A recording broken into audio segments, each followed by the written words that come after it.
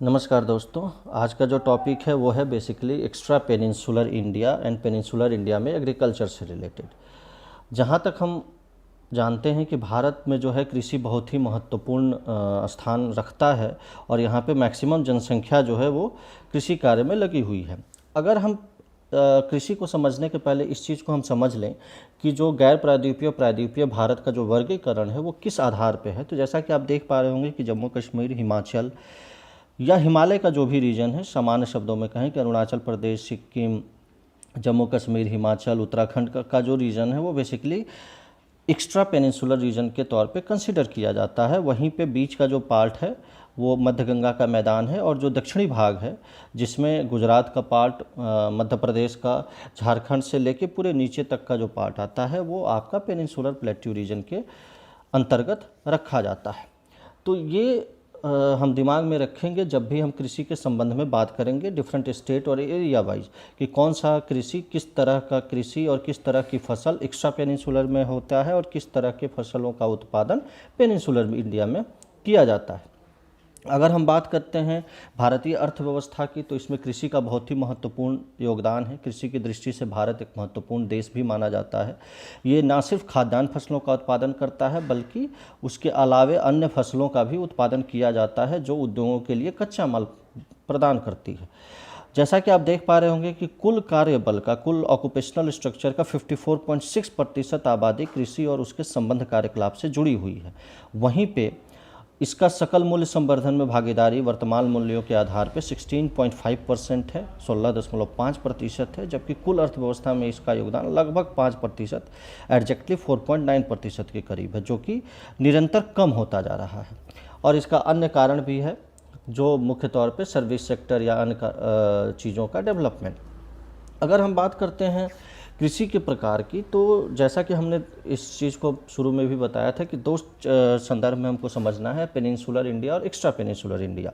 तो सबसे पहले अगर हम बात करते हैं प्रारंभिक जीवन निर्वाह कृषि की, तो ऐसा हम समझ सकते हैं कि आज भी इस तरह की खेती जो है भारत के अधिकतर भागों में की जाती है, जहाँ पे ना सिर्फ पुराने औजारों का इस्तेमाल होता है बल्कि किसान ज़मीन के टुकड़े को साफ़ करता है, वहाँ पे खेती करता है, और जैसे ही मृदा की उर्वरता कम होती है तो किसान उस भूमि से स्थानांतरित हो जाता है, दूसरा टुकड़ा फिर वो यूज करने लगता है, जिसको हम स्लैश एंड बर्न कृषि भी कहते हैं और जिसको हम लोग उत्तर पूर्व भारत में झूम कृषि के नाम से जानते हैं। तो अगर हम ये बात कहें तो एक्स्ट्रा पेनिनसुलर रीजन में झूम कृषि जो है वो प्रारंभिक जीवन निर्वाह कृषि का पार्ट हो जाता है। वहीं पे हिमालयन रीजन में इसको खील कहा जाता है।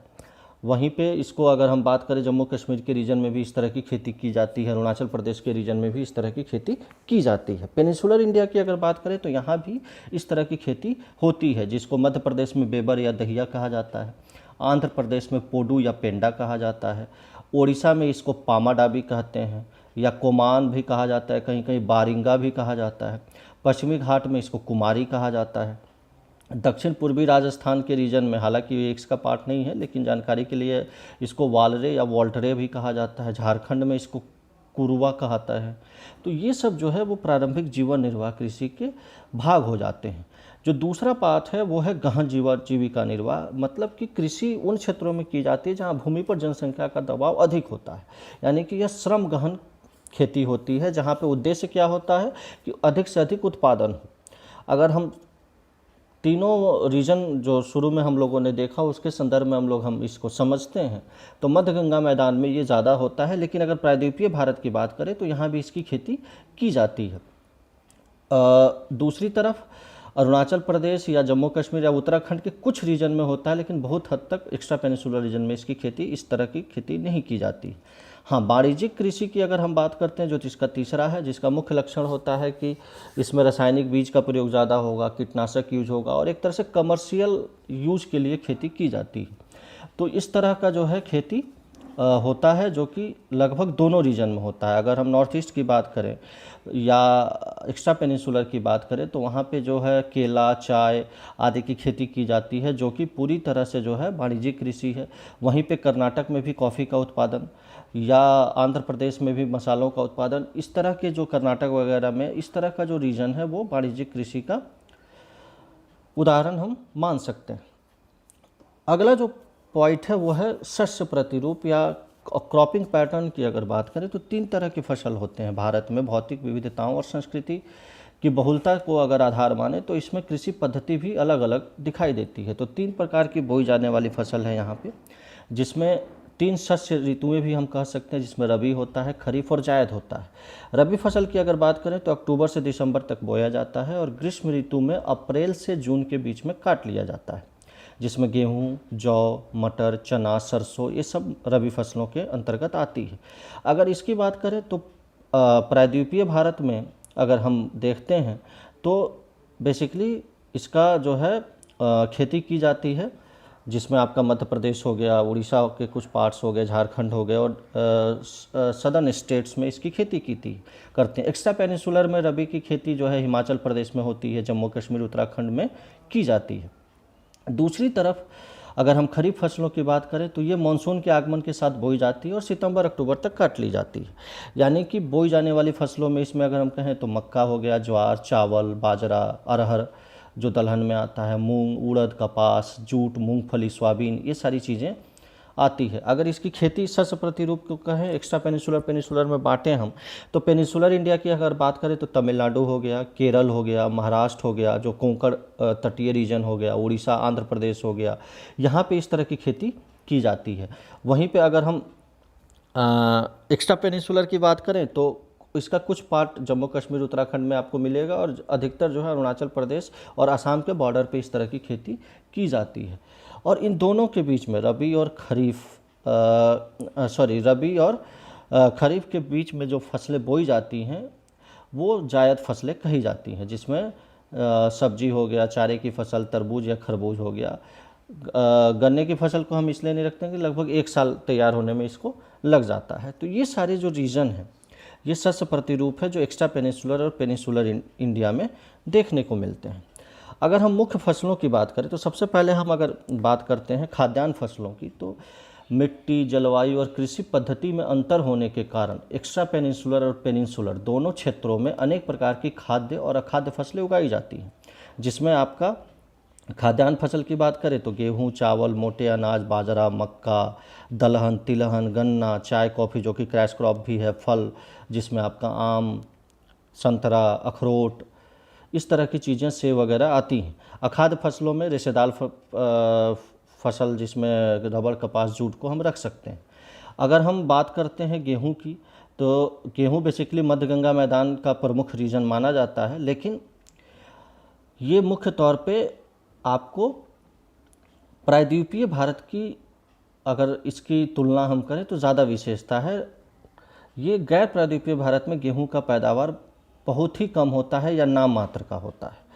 अगर हम बात करते हैं चावल की तो चावल में भी कुछ हद तक जो है फसलें होती हैं, लेकिन सीमित मात्रा में होती हैं गैर प्रायद्वीपीय भारत में। और मोटे अनाज की अगर बात करें तो मोटा अनाज जो है इसका भी जो है आंध्र प्रदेश में बेसिकली उगाया जाता है, जिसमें महाराष्ट्र, कर्नाटक, आंध्र प्रदेश और मध्य प्रदेश ही शामिल हैं।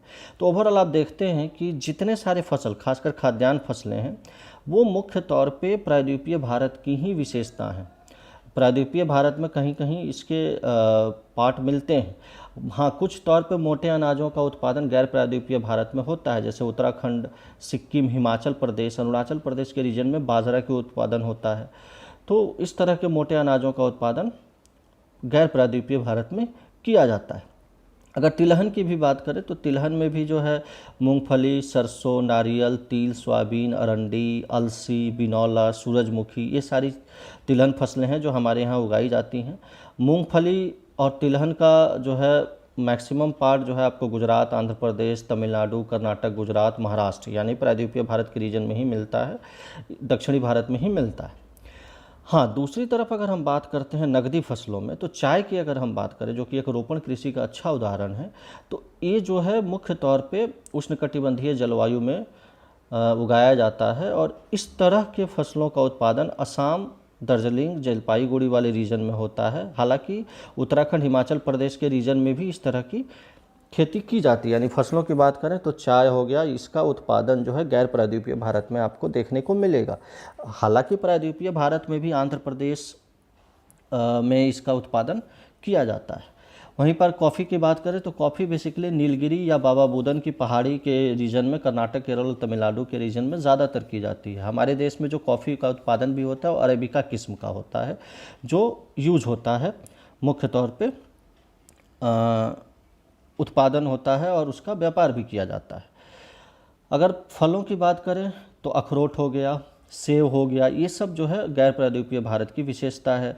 नाशपाती, खुमानी, ये सारी चीज़ें हिमाचल प्रदेश, जम्मू कश्मीर में उगाई जाती है। वहीं आंध्र प्रदेश, तेलंगाना, महाराष्ट्र, ये सब अंगूर के लिए जाने जाते हैं।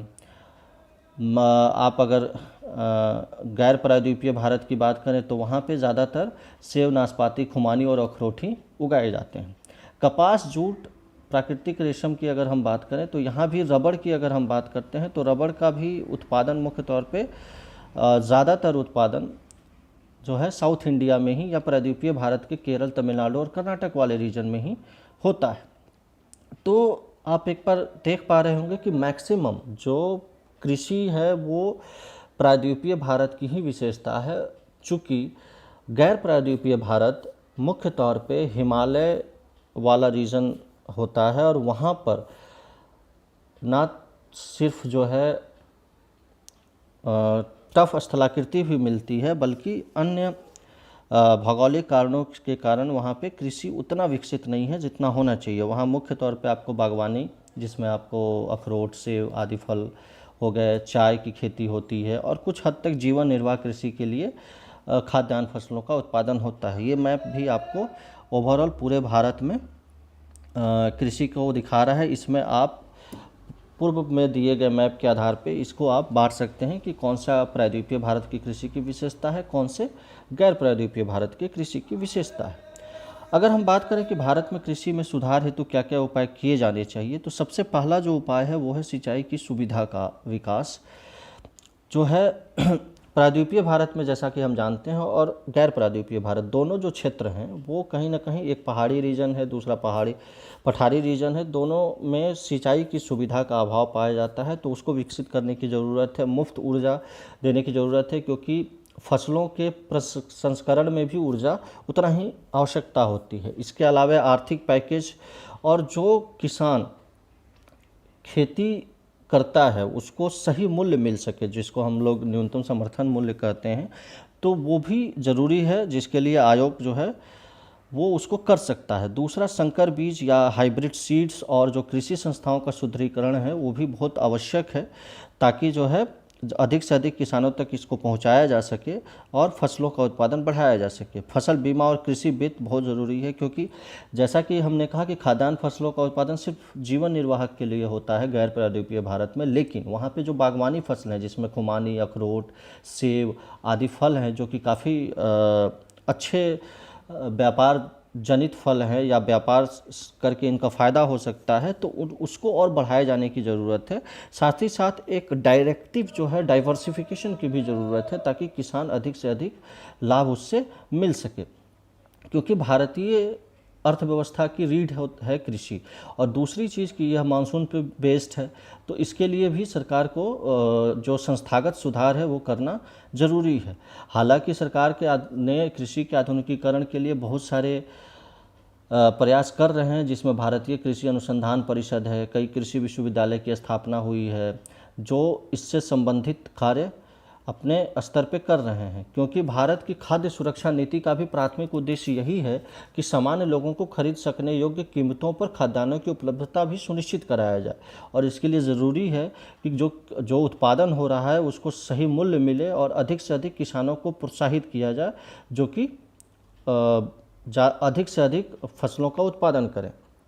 अगर हम बात करें कि हालांकि आज भी हम देखते हैं तो खासकर गैर प्रायद्वीपीय भारत में या प्रायद्वीपीय भारत में जो खेती होती है, जिसमें चावल, कपास, रबड़, चाय, कॉफ़ी, जूट या मसालों का उत्पादन होने के बावजूद भी, वैश्वीकरण का प्रभाव पड़ने के बावजूद भी, यह विकसित देशों से स्पर्धा करने में आज भी असमर्थ है, क्योंकि कृषि को वहाँ अत्यधिक सहायता दी जाती है जितना भारत में दी जाती है उसकी अपेक्षा। तो ये ज़रूरत है कि अधिक से अधिक जो है किसानों को सहायता किया जाए, ताकि किसान भी जो है अधिक से अधिक फसलों का उत्पादन कर सके और कहीं ना कहीं भारत को आत्मनिर्भर बना सके। इससे न सिर्फ किसानों की आमदनी अधिक होगी, बल्कि नई टेक्नोलॉजी यूज करने के बाद जो है किसानों का जो है खेती पे और बेहतर जो है विकल्प मिलेगा और पर्यावरणीय निम्नीकरण में भी कमी आएगी।